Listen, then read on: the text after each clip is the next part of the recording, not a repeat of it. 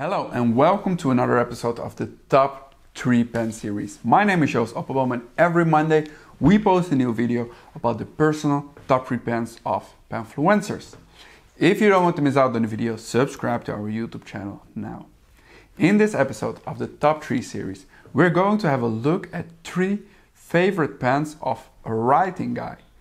A fountain pen enthusiast with his own YouTube channel and Instagram page, where he shows and talks about his pen collection.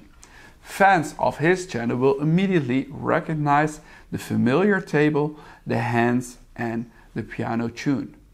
We really enjoyed having a writing guy in our top 3 and we definitely recommend a visit to his YouTube channel or Instagram page after the video.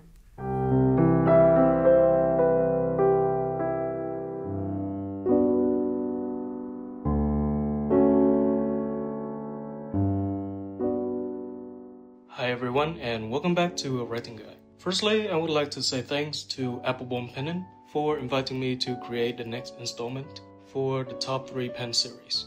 It's my pleasure and I would like to send my thanks to them for spreading the love for fountain pens and writing instruments to the world.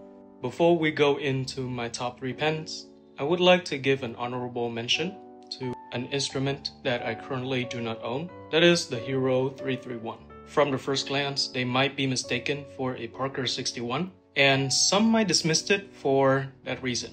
These pens have a very special place in my memory because they were the only thing Vietnamese students could get in the late 90s, early 2000s. It's all we could afford back then, and no matter what, my time spent with them would never be replaced.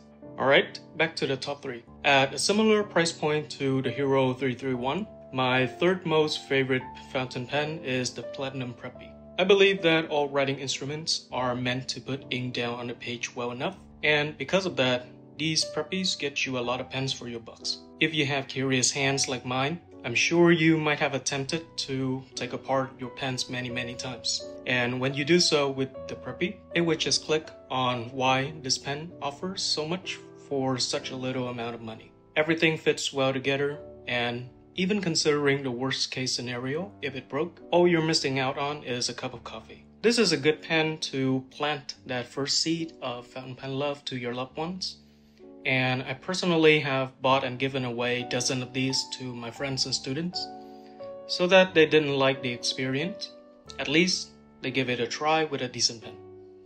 I parted ways with quite a number of pens recently, and also taken a break from writing instruments for some time, and it's all because of this. The Yarder-led Viceroy Grand Barley. There was this feeling of enough hanging over me when I finally acquired this pen, an instrument that had been made with care, with a material that could age with time, and a nib that just writes. I could have gone for something similar like a Nakaya or a Namiki, but I feel like this one is fated. The Yarder-led is my top 3 pens because it's not the one that I looked for, but one that is meant for me and arrived at the right moment.